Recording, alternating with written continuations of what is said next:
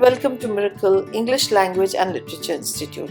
I'm Professor Abha Sharma, and today we will take up the great English female authors. Do not confuse them with feminist writers.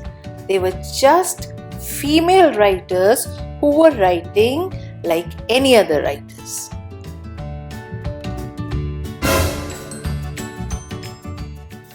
The fifth on our list is Ebra Ben, the first official female author who was a dramatist, poet, and fiction writer who earned a living through writing.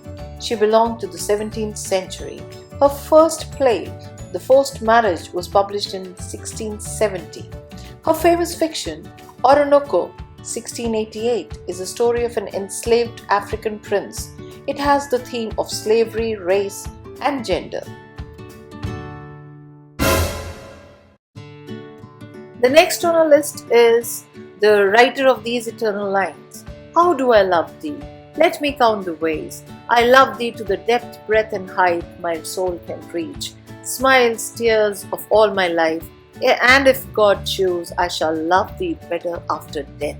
Yes, this was Elizabeth Barrett Browning, a Victorian poet known for her sonnets from the Portuguese and Aurora Leigh.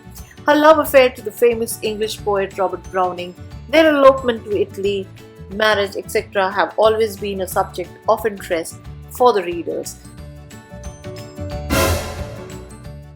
The next on our list is George Eliot, wrote by the pen name, the real name being Mary Ann Evans. She developed the method of psychological analysis of the character in a novel. She was a sub-editor of the Westminster Review. Her masterpiece was Middlemarch. She used a male pen name for she wanted her work to be taken seriously in the male-dominated society.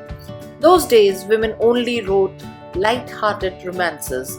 She wanted to venture freely in writing and never wanted to disclose her true identity, so to stop the readers from having any apprehensions about women writers.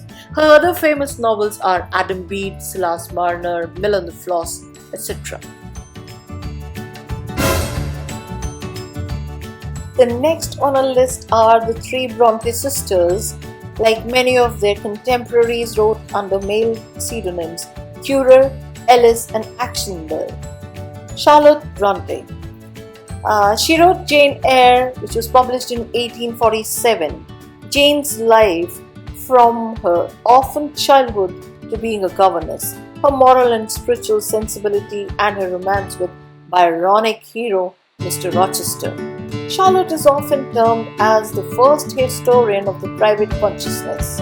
Emily, the second one, wrote only one novel, which is a classic, Wuthering Heights.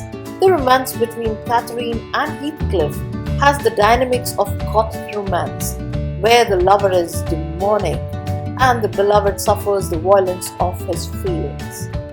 Anne Bronte, the youngest, she has two novels to her credit, Agnes Grey and The Tenant of Whitfall Hall.